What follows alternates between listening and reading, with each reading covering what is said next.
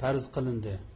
Kim uchun desa, bu haj qilishga qodir bo'la olgan, haj qilishga to'sqinlikka uchirmagan, haj qilishga pul mili sharoitli yor bergan kishilarga haj qilish farz qilindi deydi. Hamda biz tövendeki bu iki ayet doğrusunda to'xtalsak, Allah tebarek ve taala bu ayetlerde tövendeki manalarını verdi. İnnellezîne keferû ve yasuddûne an sebîlillâhi vel mescidil harâmillezî cealnâhu linnâsi sevâen al-âkifu fîhi vel bâdi ve men yurid fîhi bi ilhâdin bi zulmin nudikhu min azâbin elîm. Bu ayette Allah tebarek ve taala deydi ki, çokum Allah'ı kafir boğallar, Allah'ın yoludun tosudu, Allah'ın yoludun musulmanlarını tosudu.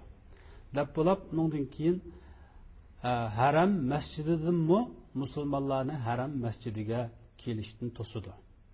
Biz bu haram mescidini halayık üçün, insaniyet üçün, meyli bu haram mescidide yaki Mekke şehirde yaşıgıcı insan üçün yoki boshqa yerdan kelib u yerga haj ibodatini ado qilish uchun kelganlar uchun biz barobar huquq hamma narsada barobar bo'ladigan bir shahar qildik.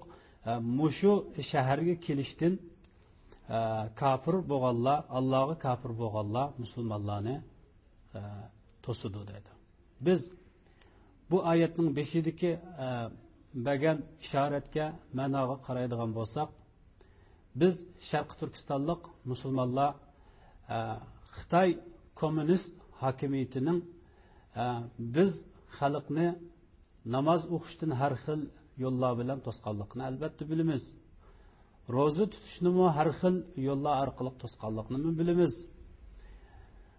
Zakat berishni har xil yo'llar orqali to'sqanligini bilamiz. Mana biz bu oyatdan ko'rib olaymiz.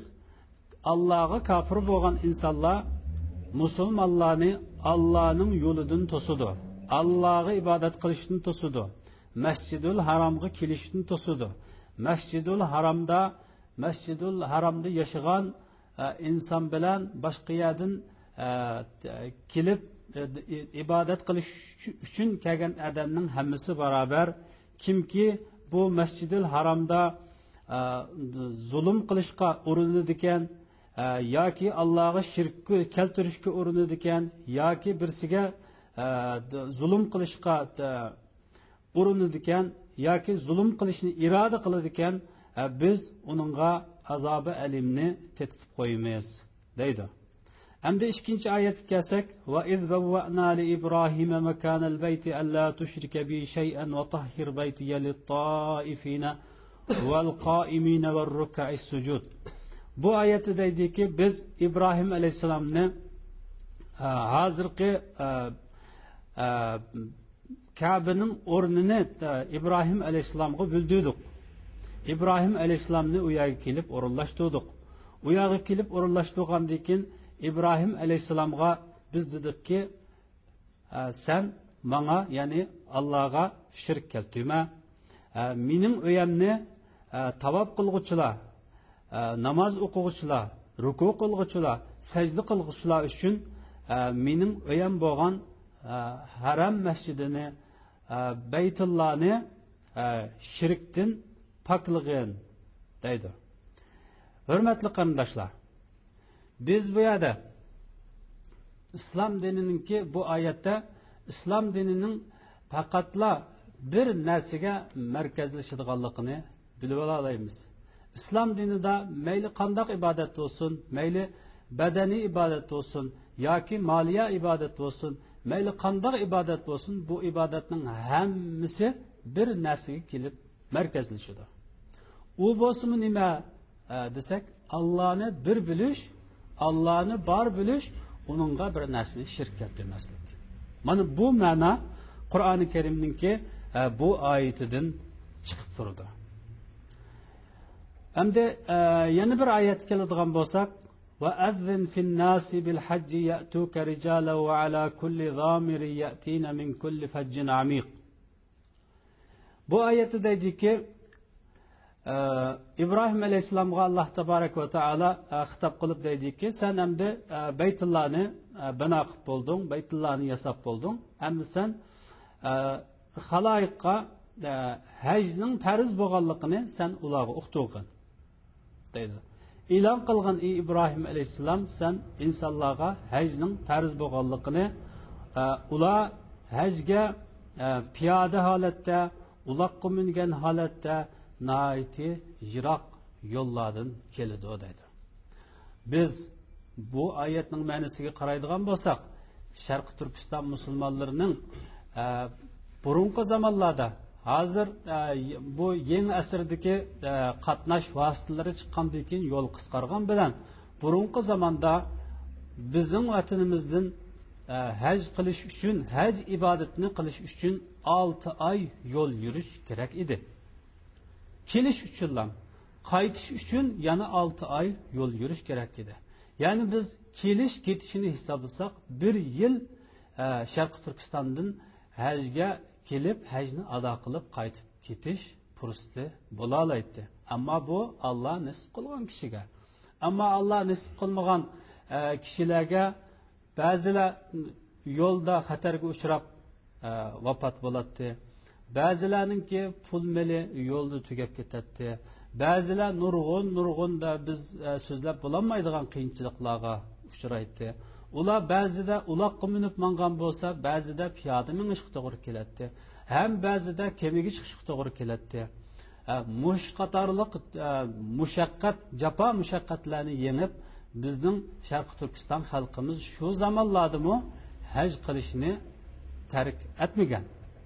Endi biz bugungi kun kelgan vaqtida Xitoy kommunistlarining Sharq Turkiston xalqini haj qilish ibodatidan mahrum qilish uchun har xil vositalarni qo'llanganligini ko'rib olamiz. Buni ko'ryapmiz. Sharq Turkiston xalqi hammani biladi bu to'g'ridagi ishlarning. Biz Sharq Turkiston xalqi shuni bilamizki, Allohning nurini hech kim pulab o'chirishga qodir emas. Shuning uchun Alloh taborak va taolo Qur'oni Karimda deydiki, yuriduna ay yutfi'u nurallohi bi afwahihim vallohu mutimmu nurihi walau karihal mushrikun. Mana bu oyatda deydiki, u mushriklar, u kofirlar Allohning nuri bo'lgan islomni o'chirishga urinadi. Allohning nuri bo'lgan islomni musulmonlarning dinidan yiroq qilishga, ularni islom dinidan to'sashga urinadi. Lekin ular qodir bo'lolmaydi. Alloh o'zining dinini mushriklar xolisin, yaxshi ko'rsin, yomon ko'rsin. Garchi ular yomon ko'rsimi, Alloh o'zining dinini oliy qilguchidir. Bu musulmonni, haqiqiy dinga mustahkam esilgan bir musulmonni Allohning yo'lidan to'sash bugun yoki tunugun 100-200 yil ilgari chiqib qolgan bir masala emas. Bu haq bilan botilning orasidagi bir kurash.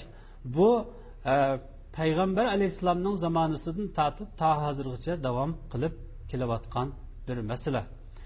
Albatta islomdan azroq xabari bor kishilarimiz Sulhi Hudaybiyni biladi.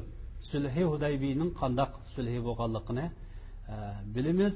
Sulhi Hudaybiyda payg'ambar alayhisalom qisqacha qilib aytganda, biz boshqa tarafini so'zlamasakmi, haj qilaman deb kelgan, haj qilaman deb kelsa, haj qilishdan payg'ambar alayhisalom to'silgan. Payg'ambar alayhisalom duch kelgan bir hodisiga, duch kelayotgan voqeaga Sharq Turkiston xalqi bugungi kunda Xitoy kommunistlari tarafidan duch kelyotdi. Ammo burungi shu zamonda payg'ambar alayhisolatu vassalam Hudaybiya sulhisini tuzish orqali kofirlarning bu jahannamiy planiga g'olib kelganda, biz Sharq Turkiston xalqimi o'zimizning Allohga bo'lgan kuchli iymoni, o'tkir irodamiz orqali bu kommunist Xitoy hokimiyatining jahannamiy fikrlarga, jahannamiy planlarga inshaalloh qarshi turamiz.